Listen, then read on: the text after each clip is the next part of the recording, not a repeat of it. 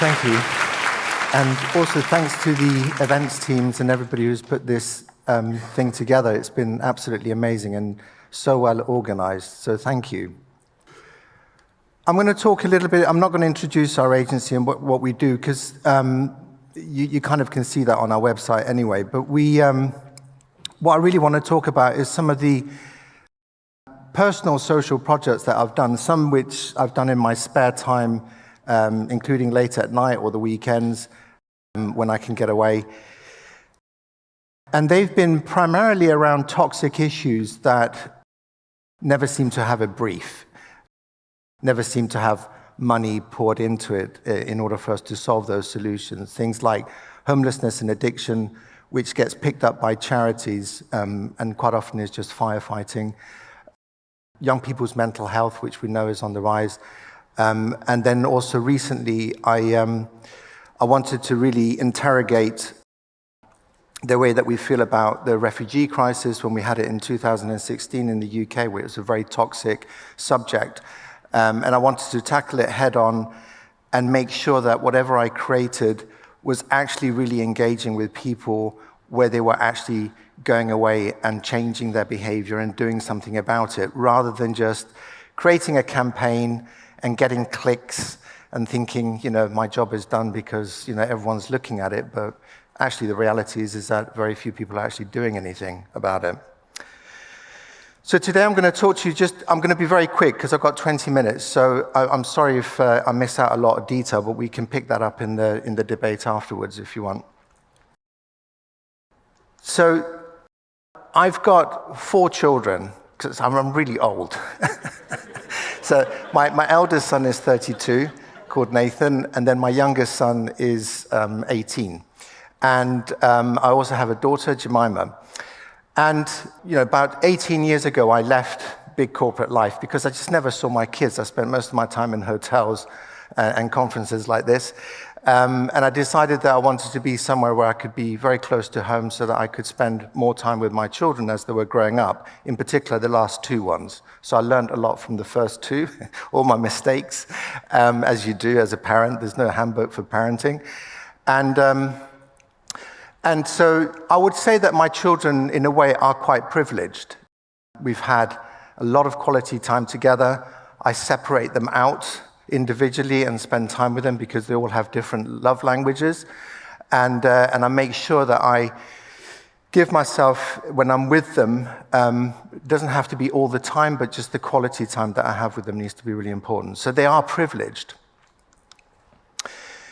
Around about 2012, I started to get very preoccupied with what I could see was happening, in particular to my 2 younger boys when they were going through their tweenies and their teens.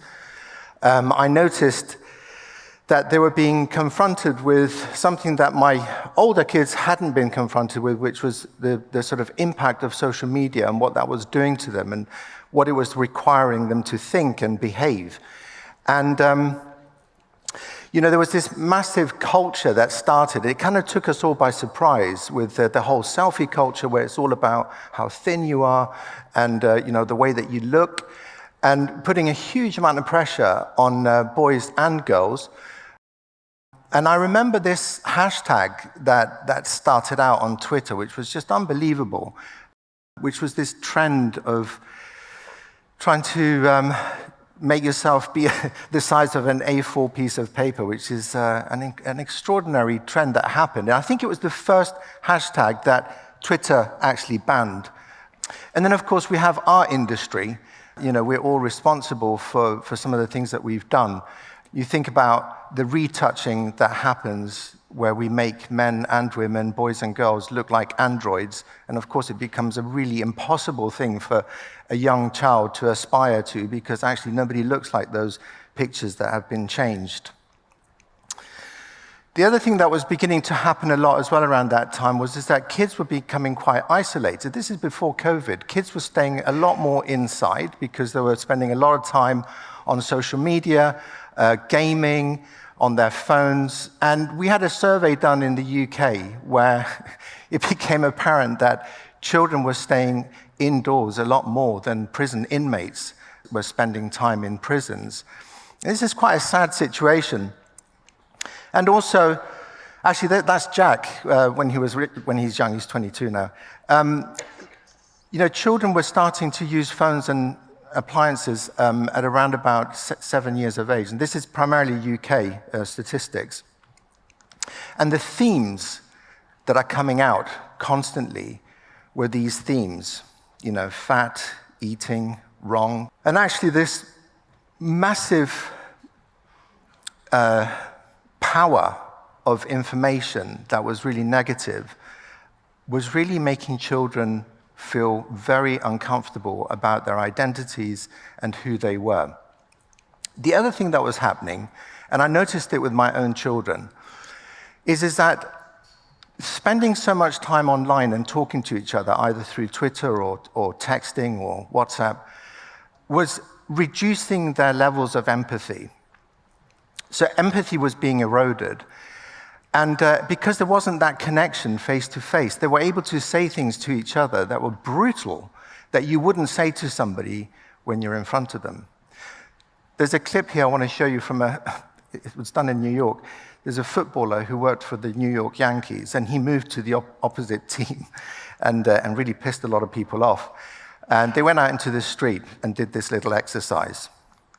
Marksteen Cano is coming back to Yankee Stadium tomorrow night for the first time since becoming a Seattle Mariner. Are you going to boo him? Of course. All right, well, we have this picture of him right behind you, so whenever you're ready, go ahead and boo it as much as you want. Boo! You know what? You're no longer welcome here. Bye. Try it again. You no longer... Go ahead, dude. How you doing? Now, Marksteen Cano is coming back to Yankee Stadium tomorrow night for the first time since becoming a Seattle Mariner. Are you going to boo him? I'm going to boo the out of him. All right. Well, whenever you're ready, go ahead. All right. Give him your best boo. Boo! You suck! That was awesome. Maybe try it again. Should I try it again? Yeah. How you doing, Robbie? Welcome back to New York. Thank you. You're back, right? Yes, sir. Thank you. It's incredible, isn't it? Absolutely incredible, the transformation when you actually meet somebody and you're with them. It looks like we have a typographic issue with corruption on fonts, but I don't know how that happened, so hopefully it won't be too bad as we're going through it. It was okay about 5 minutes ago. So the problem with mental health is that we have a crisis in the UK, and it's become terrible, really. The counselling services are overrun with young people who need help.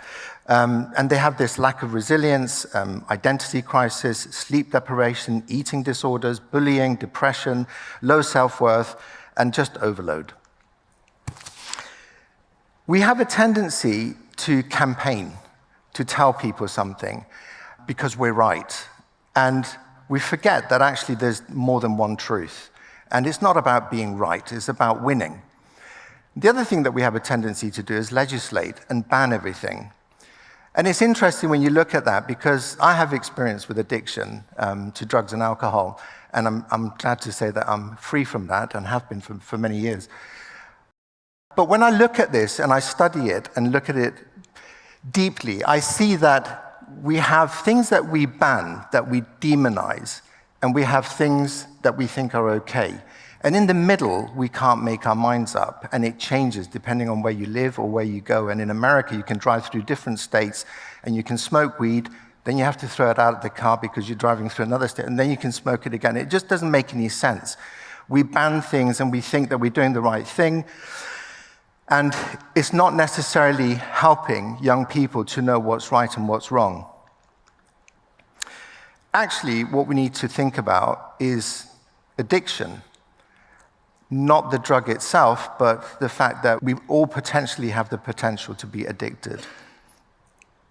And actually, when you add things like smartphones to this, you know that we're addicted to the endless content that we get given to us, and we can't stop. And if you think that you're not, you just have to remember the time when you go and look for the weather, and you just want to check the weather, and 30 minutes later, you've disappeared down all these different rabbit holes, and now you no longer know what the weather was because you spent so much time doing that.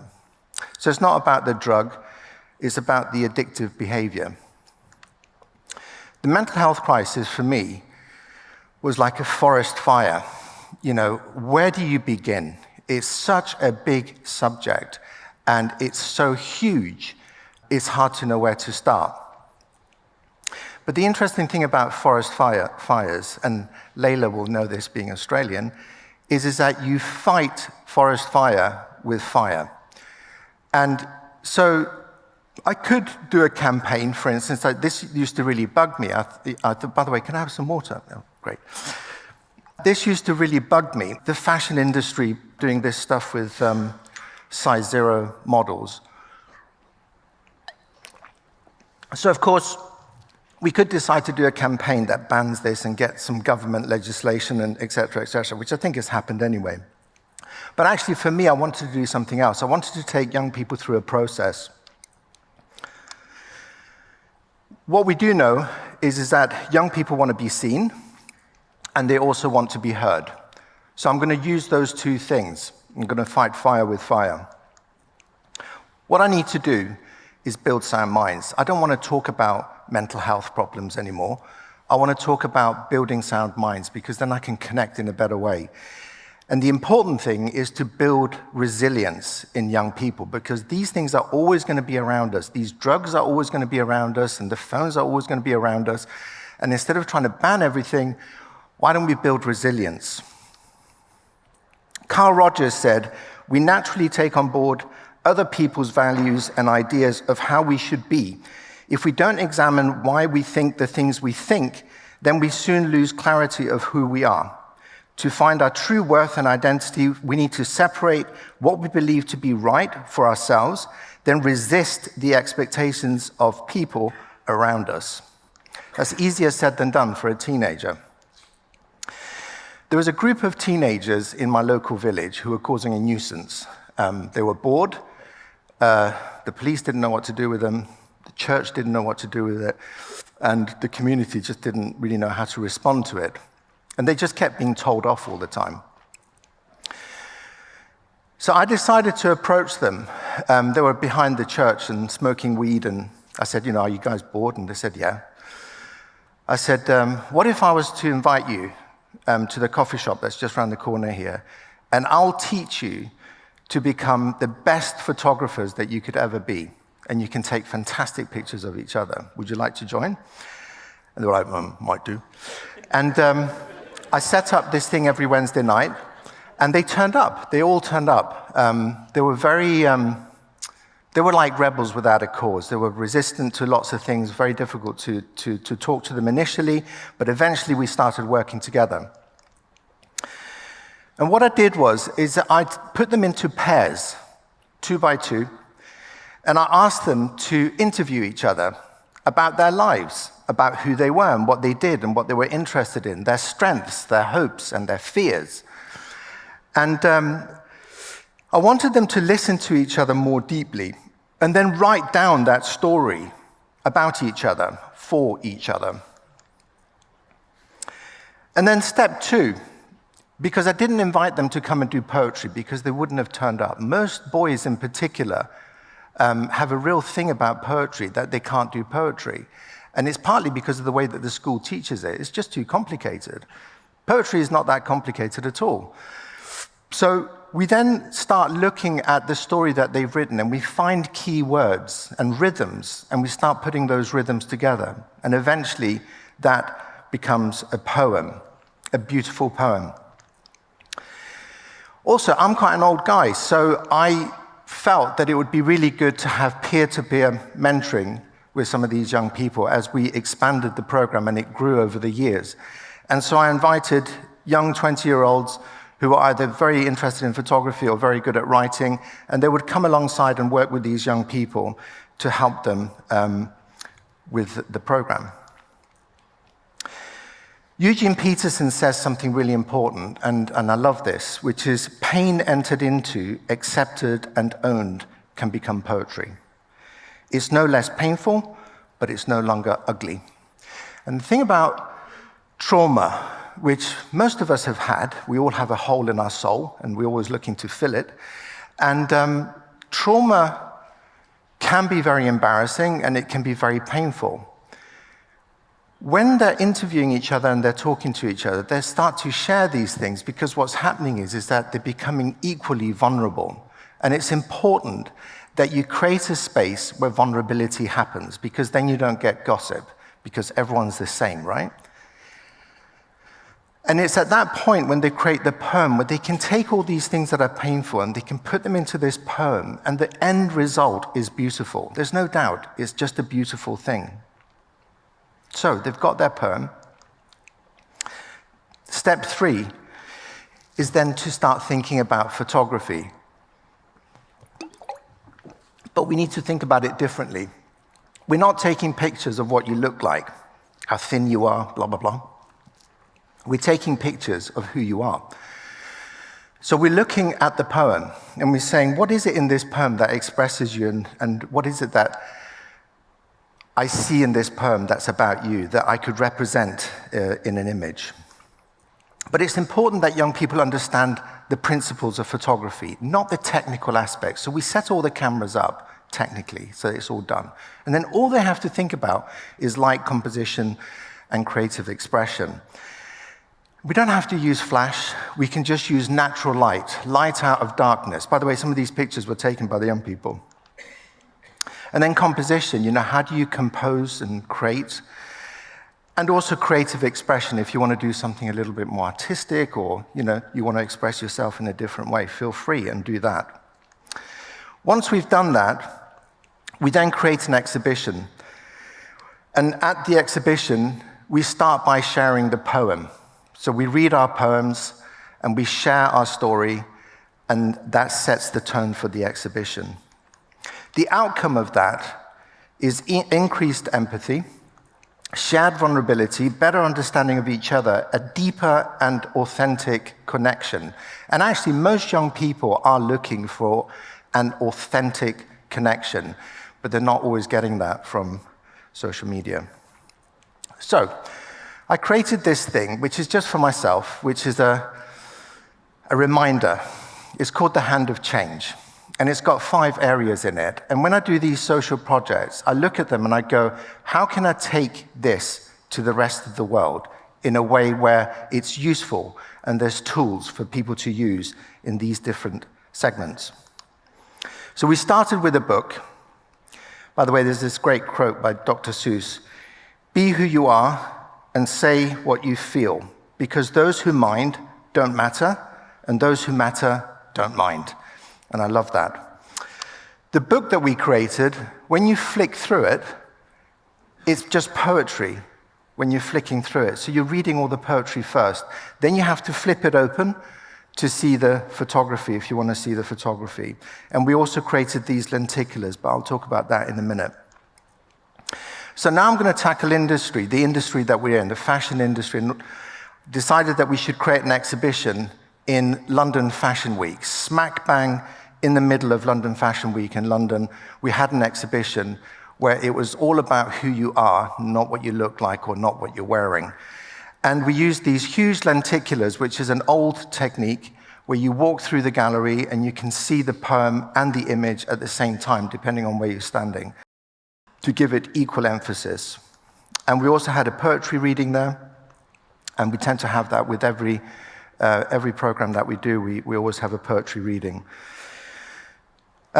We also invited industry leaders, Google, WhatsApp, all the social media platforms. They came to a discussion, a big discussion that we had where we created a paper and suggestions, a full report, and outlining some of the things that we wanted to recommend to government and to the industry, looking at child safety online, etc., etc. The project was discussed in the Houses of Parliament, so that was great. So it kind of took it to the place where we wanted it to go. We also created peel zones, so we made it online. Again, we're fighting fire with fire. And on here, the young people can choose to upload what they want. Actually, they can upload it, but choose that it doesn't get seen by everyone, but it only gets seen by their friends. So we've created a safety protection mechanism in there. And the way that this works is that when they then get it on their mobile phones, the mobile phone, we created a piece of technology that allows you to move your phone so that you get the lenticular effect as well, so that we're always giving equal emphasis to poetry and photography. Always reminding young people that who they are is very, very important and should always be the thing that they hold on to. In education, we've run the program in schools. We've also run it with children in care. Extraordinary stories that these young people have. They come into the program and you see real transformation as they go through the program. Then we created training resources. We've got an online area for schools where they can download certification. We also created a series of masterclasses, and that was because of COVID, so that, again, just because it was easier to get it out, and that meant that we could run things in America. We've done a huge program in America where the PEAL program is being used, and young people are experiencing it. Within the PEAL Zone program that we do, we've put in the Warwick-Edinburgh Mental Health Measuring Tool. That's a mouthful. And what it does is that it's a series of questions that are asked at the beginning, and then the same questions are asked at the end, and it means that you can measure how people are feeling throughout the process, but more importantly, how they felt when they turned up and how they feel at the end. And we've had like a 15 to 20 increase in mental well-being just by being through the course, which is a lot more than a lot of the national health programs where they only get about 3% difference. So, a greater sense of self-identity is definitely part of the transformation. And we have so many stories from young people telling us this, so we know this for a fact. Increased self-belief, a boost to self-confidence, and discovering a love of who they are. We have won a lot of awards for this, but to be honest with you, the most exciting thing for us is the fact that young people are being transformed. That's just so much more important. And it's great that we get recognized for that in the design industry. But for me, this isn't really about design. It's sort of like stepping slightly away from just design. I love this by Douglas, who says it's easier to build strong children than to repair broken adults. Things are changing a bit in the world. In Boots, in one of our big pharmacists in the UK, their magazine now specifically says this model hasn't been touched up and changed, and so it's positive to see that we're using normal human beings. Not that she's normal, oh, well, yeah, whatever. Whichever way you want to see it. I just want to say one thing, which is just to end. And I can use her name. So that's Prudence Bond. She was literally hard work when I first started doing this program. I'd turn up and she'd be on the roof, and I had to get her down from the roof. And she was just a typical teenager. Over the years, she started to come to my business, and she came and sat next to me, and we worked together, and eventually she started to become interested in everything that she wasn't interested in when she was at school. You know, she was always in trouble. Today, she's one of our leaders on the PEAL course, and she runs quite a lot of these PEAL courses. And in fact, Prue has become my adopted goddaughter, and I'm going to be giving her away at her wedding. She's got a great partnership, and it's really exciting to see that transformation in that time, given the situation that she was in at the time. We don't have time to go into detail, but I have these sheets that I can give you, which are little reminders and give you sort of like a little process of some of these, the way that I do things for the projects that I've done, and I can give you these sheets today if you want them. How are we doing for time? Yep, okay. Thank you very much. That's it. Cheers.